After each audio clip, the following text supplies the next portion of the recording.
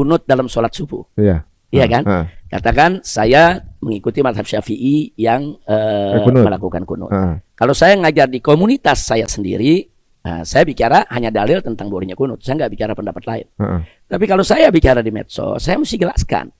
Saya jelaskan ini bahwa kita kunut dengan dalil bla bla bla bla bla bla bla. Tapi nanti kita kasih tahu. Tapi ingat ya, di sana ada mazhab lain yang berbeda. Yang menganggap subuh itu tidak ada kunutnya. Mereka juga punya dalil yang harus kita hormati. Itu harus disampaikan. Sehingga umat tercerahkan, terbuka. Oh, ada mazhab lain yang seperti itu. Jadi nanti mereka tuh umat begitu mereka berbaur dengan kelompok lain, nggak saling menyalahkan. Oh, ini yang guru kita bilang nih ada pendapat lain.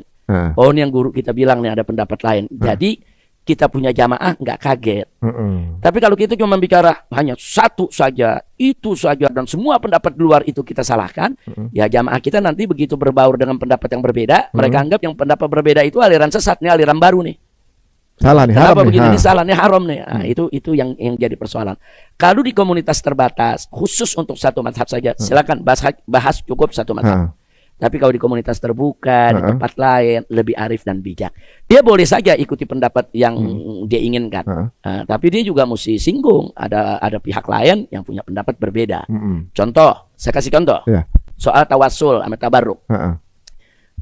Ada orang menyampaikan tawasul tabarruk itu haram. Itu nggak boleh dilakukan. Itu bid'ah, itu musyrik, itu masuk neraka. Ini nggak arif, nggak bijak. Mestinya dia sampaikan bahwa tawasul tabaruk itu menurut Ibn Taimiyah, umpamanya Ibnu Qayyim, itu nggak boleh umpama. Kalaupun boleh ada syarat-syaratnya.